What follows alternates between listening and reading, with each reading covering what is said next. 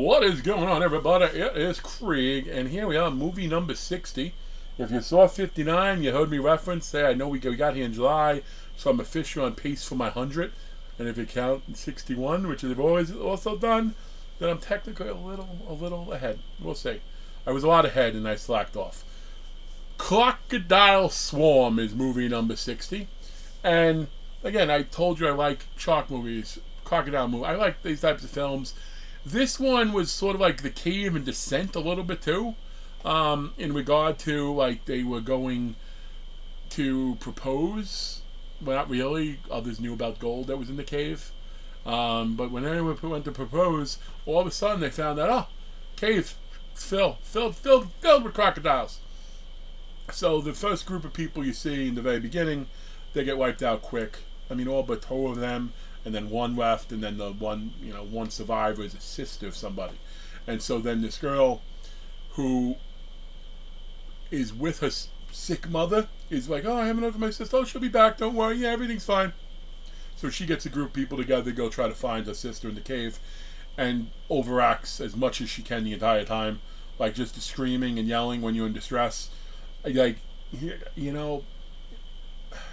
she was nowhere near as bad as the one girl who got beheaded in House on Slaughter Row, which is my litmus test usually for like bad acting in a movie. And I really liked House on Slaughter Row, the original too. Not talking about the remake. The remake was fine though, for what it was.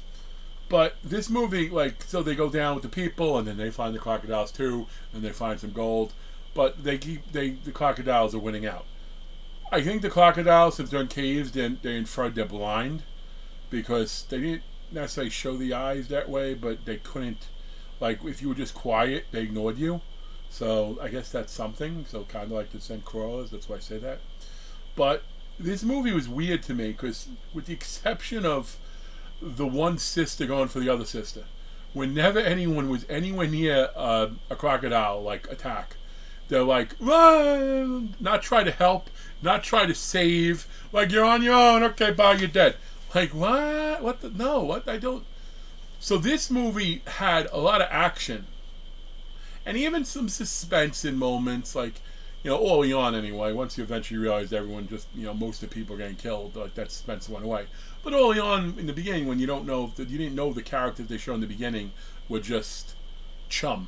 Like, so you thought, oh, maybe some of them. There's a moment or two, like, they light things up and they see all the clocks that are really there. Like, no, keep climbing, run. And then it doesn't work out that way.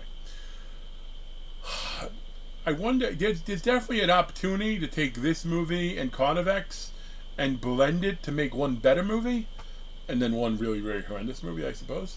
But, again, it ratched up action, lots of death, lots of people, but very minimal storyline. And the one sister who was so brave to go find the other sister in the caves and bring all people with her, like, was scared the whole time. So it's like, okay, you can't have, like, I actually, and nobody say this, believe me, but when I was in college, I did take a lot of